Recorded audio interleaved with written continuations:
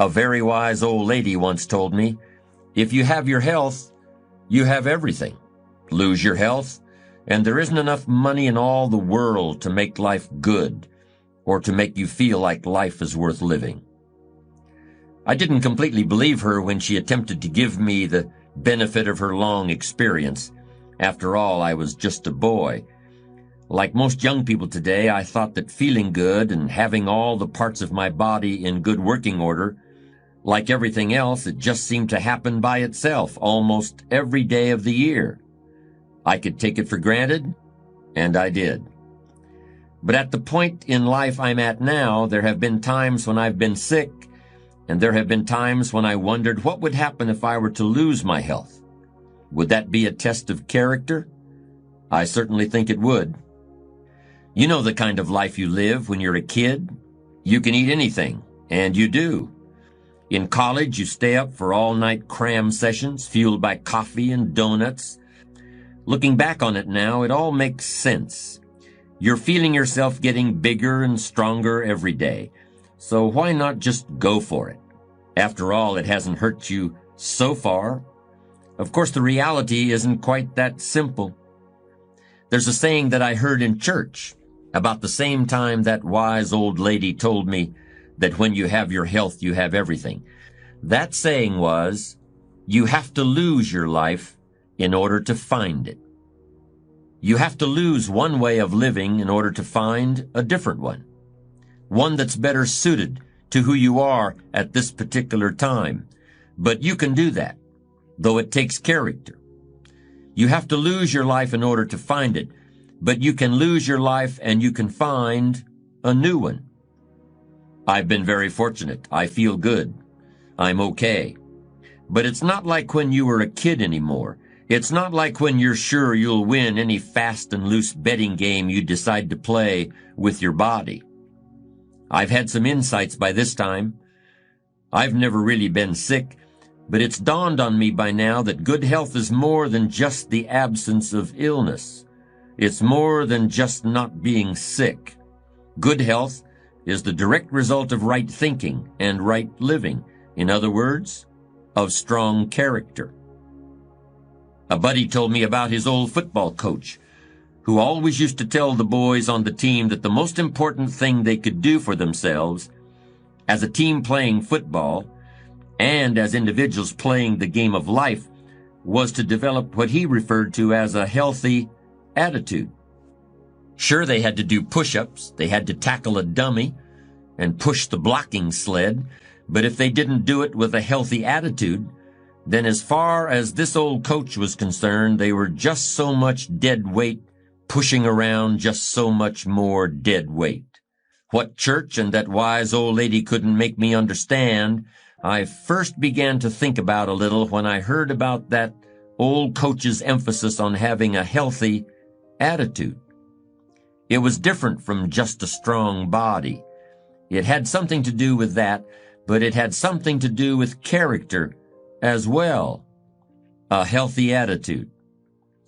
That's like knowing that in order to go from point A to point B, you have to walk a straight line and not veer away or get distracted by things that might seem pleasant for a moment, but really don't contribute to your well-being.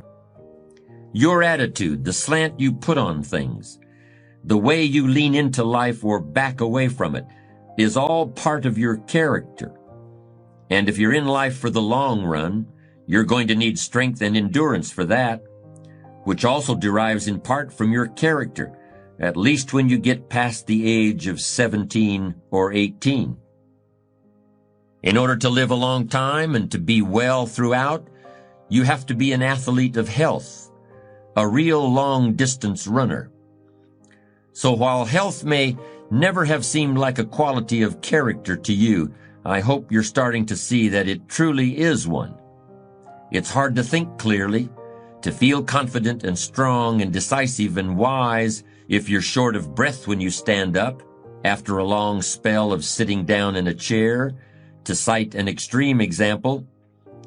And to cite some examples that are less extreme, how can you hope to make the right decisions about where to go with your career, about what to buy and what to sell, about approaching that new client, or about calling on that old friend, if your pants are too tight, or if the middle button keeps popping open on the jacket of your business suit. But here's the good news. I say you don't have to believe every scare story that comes over the news and television telling you not to eat this or that because of what statistics say has happened in X number of cases. You don't have to make yourself crazy because of what too much of something tasty or greasy or sweet does to laboratory rats. Because you don't have to become a health fanatic to understand that some things, in big amounts, really aren't good for you. It was a Greek philosopher of the classic age who said that we should all do all things in moderation and nothing in excess.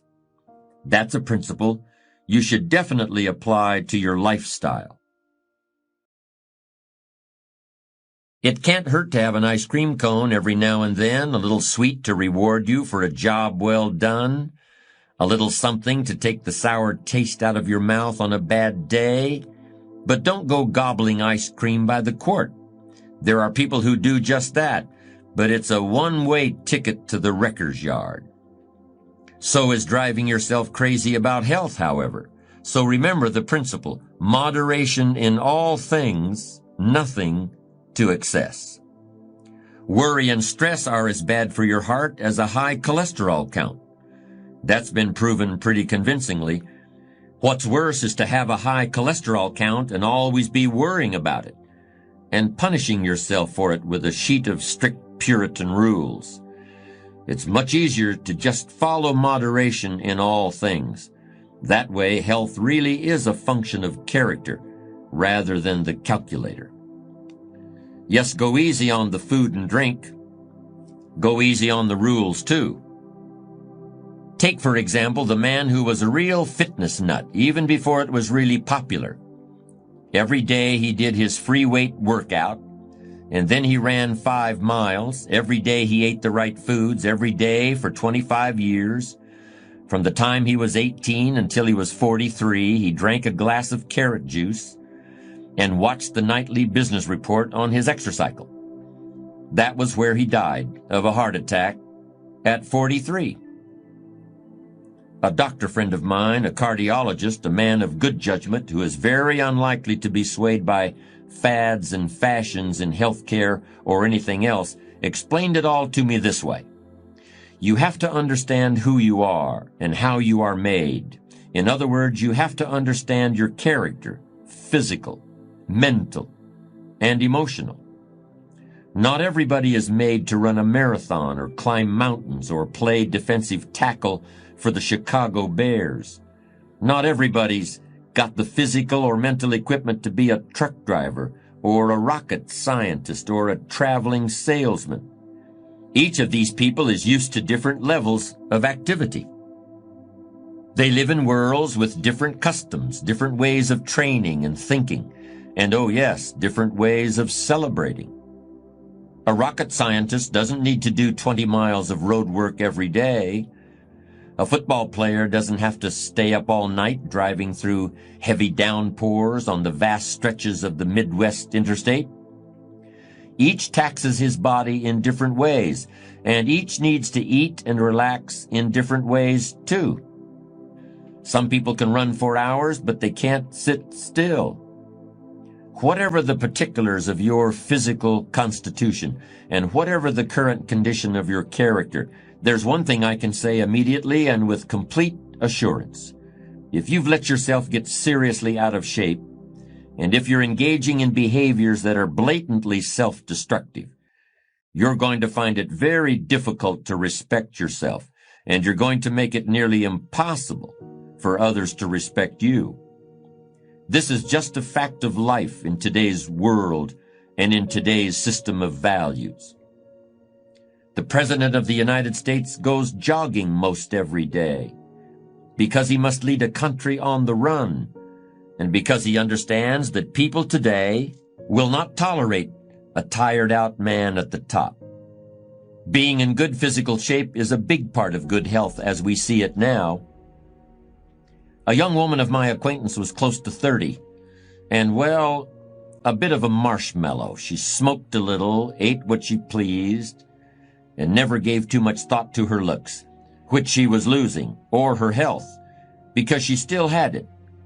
Then one day the doctors told this young mother of two that she had a heart condition. She was informed that she would have to take pills for the rest of her life and never exert herself again. No strenuous sports, no excitement, no unnecessary stress. Though she was not even at the beginning of middle age, she was being sentenced to a spectator's seat at the games of life. She thought about what the doctors told her for a few days, looked at her children and husband and friends, and decided that enough was enough. Just what was it supposed to mean to be alive? She threw away those pills. She changed her diet.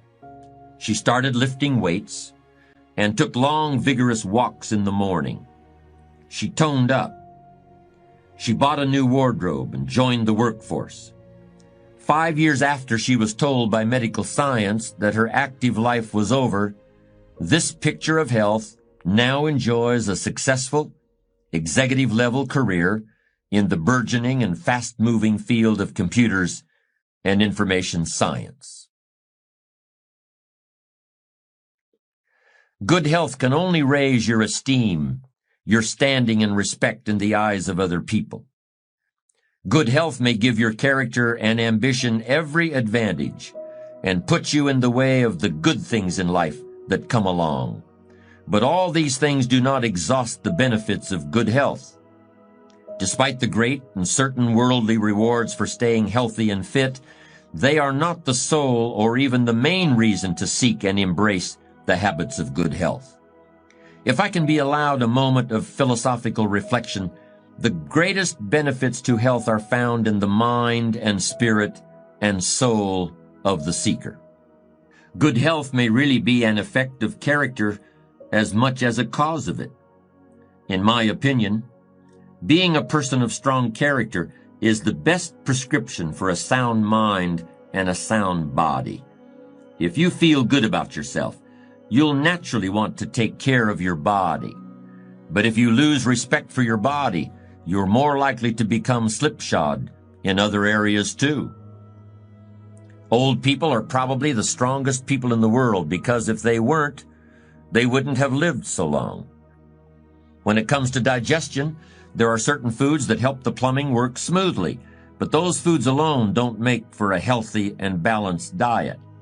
You need variety in your diet in order to fulfill your body's many nutritional needs, and it's likewise very beneficial and important to have variety in your life. What's true of financial health is also true of physical well-being. If you keep doing exactly what you've been doing, you'll keep having exactly what you have. Anybody who does the same thing every day, year in and year out, with no break or vacation, is probably in no position to even know whether he or she is in good shape. As we discussed earlier, you can't know what you have until you leave it, or lose it, or get something else.